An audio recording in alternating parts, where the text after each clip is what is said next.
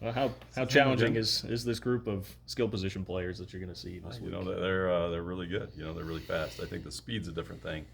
I know we played some good players in the past, but these guys are definitely fast. And the difference is just the combination of things. They're fast, and on top of it, they go fast and they're fast. So that's the hard combination right there. We've talked a lot about the pace. Is the pace harder to prepare for, or more different than hard? It's just different. I think the teams that go fast paced all the time in practice sometimes have a hard time going against slow guys, and vice versa. If you practice against it all the time, it's just because it's different.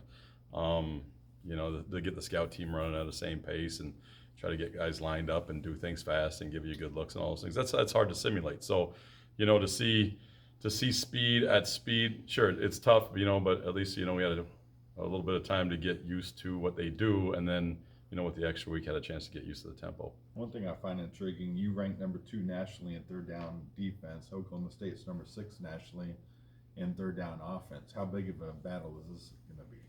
I think, that stuff, I don't know. I think it's always tough. I think that it's one of those things that every week is a different week. I don't know that, the stats tell the story on that. They go fast and they get themselves because they can run the ball so well, and the third and shorts, which make them effective. And then in their longer yardage stuff, their quarterback has an ability to scramble that's different than a lot of guys we've seen. So I think that helps their ability to, hey, even if you have them covered, they have a chance to convert anyway, which is his legs. And so I think that's why they're so good. They have that double whammy right there. And then on top of it, they got a really good guy playing receiver out there too. So that's a hard one. And for us, it's a different challenge every week. You try to take into account, hey, this is what they're good at. We're going to try to have a plan to stop what they're good at, and if they can beat us left-handed, we say, okay, good.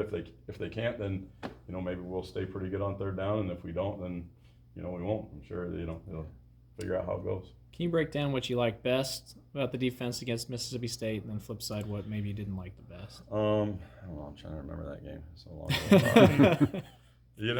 I think that the guys hung in there and they played pretty hard. I think that they did a really good job of, just battling back and not, they never got their heads down at any point that I remember at all. It didn't matter what happened in the game.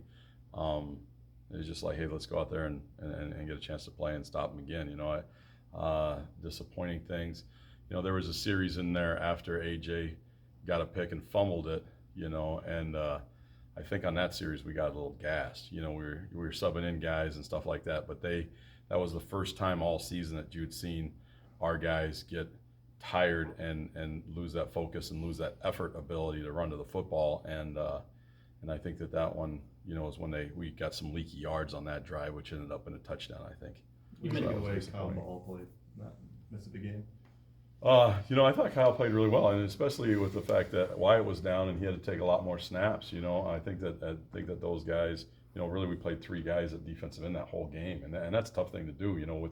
With their style of ball too, it's different. It's different going fast and going, semi-fast and getting pounded by really big dudes. I think that the strain on your body is different. It makes you a different kind of tired. When you're playing against a 340-pound guy and you gotta use your hands and set the edge. That's a different kind of tired of just running, And so I think that those guys really strained and did a great job. All the defensive ends did. Kyle made a nice play, got a sack on that stuff, and he, did some good things there. So, we were excited about how he played, and it just shows that's the benefit of having a little bit of depth at defensive end. You mentioned the ability for Spencer Sanders to run with the ball. How do you find the happy medium there between getting the quarterback pressure, making sure he's rattled, but also trying to keep that contained? I think that you have to allow guys to rush, and if you have to, it's a balance. It's going to be, those are good questions as you go, but you say, as you get into the game, you got to be able to adjust that. You got to say, okay, here's our plan if he is scrambling. Okay, but here's our plan if we can't play man on, Wallace out there. Okay, here, what's your plan if you can't play man on Wallace and he's scrambling? Okay, what's your plan if you can't, stop the run? And then, it's all those different facets. So as the game goes, you got to see where you're at. It's a hard thing to say pregame. You have a plan to say, okay, hey, here's what we're going to do if we can't keep him in the pocket. Okay, but then that's going to stretch you someplace else. Here's the plan if we can play man, give a guy help, and we're matching up on everybody else. Good. Okay, good. Then we got a plan to keep him in the pocket. If how many things are hitting you at the same time, and sometimes you got to give. You know, there might be a time where you say, listen, we got to take away Wallace, and we got to take away, you know, we got to do something. And if he scrambles, you know, we got to hope that we come out as coverage and catch him.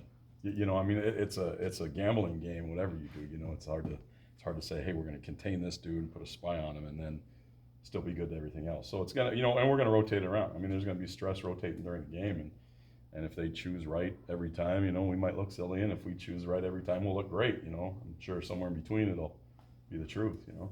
To a guy like me or someone who doesn't see all the details, who's a guy or two on defense that's playing better or having a bigger impact than maybe we would know? You know, AJ. I think AJ Parker's having a really good year so far. You know, I mean, as for corners, you know, I mean, I know he's got a couple picks, but really it's quiet over there. Yeah. You know, and that's what you really like to see is a guy that you don't notice. You know, I think that Denzel's played really well. You know, he's been a quiet leader in the back end. You know, when he does speak to guys, listen to him. He stands up. He always gives tremendous effort.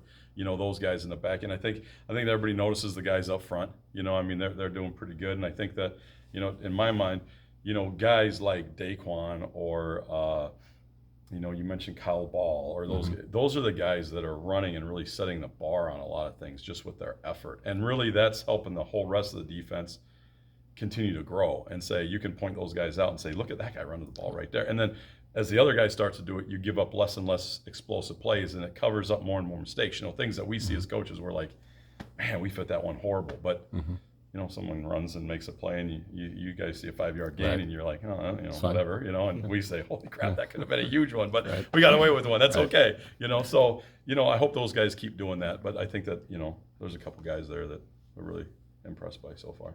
How much does it help to have played Kylan Hill last time out when you go up against a guy like Chuba Hubbard? I think they're different. It's different, you know. If we were playing another power back, another guy who would cut and jump cut and do all those kind of things, I think that that's going to help us for the future, playing another guy that's that style. You know, Chuba's a little bit different. He's a guy that's, I mean, he's speed. He's pure speed. He's got really good vision. He understands when to, you know, hey, I'm going to stretch and cut and get vertical. I understand what seams I'm going to hit. I understand that if I, you know, dance a little bit here, it's going to make that guy cut back and I'm going to get it.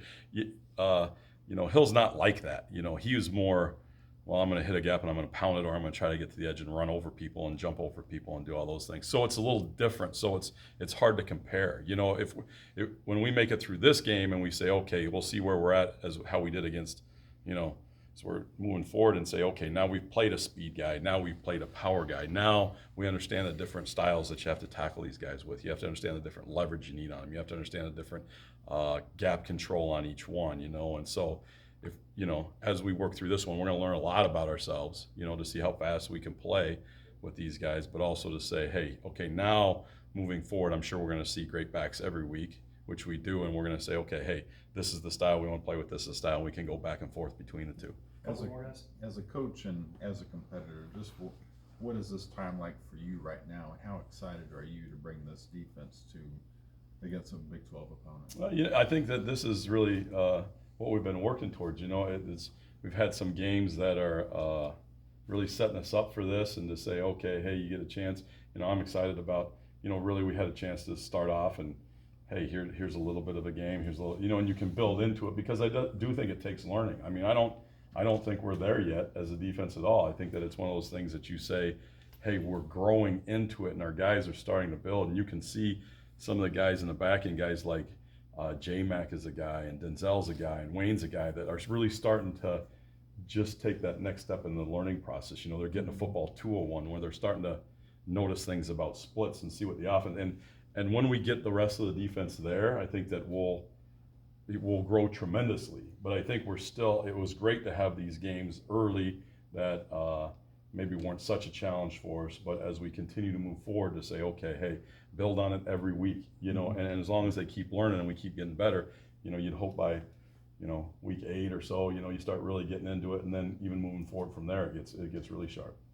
What's impressed you most with Daquan?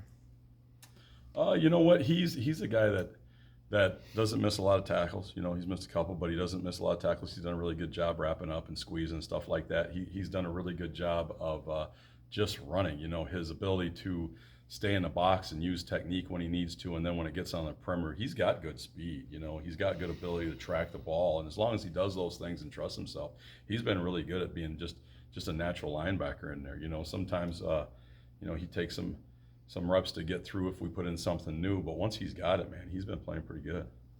All right, guys.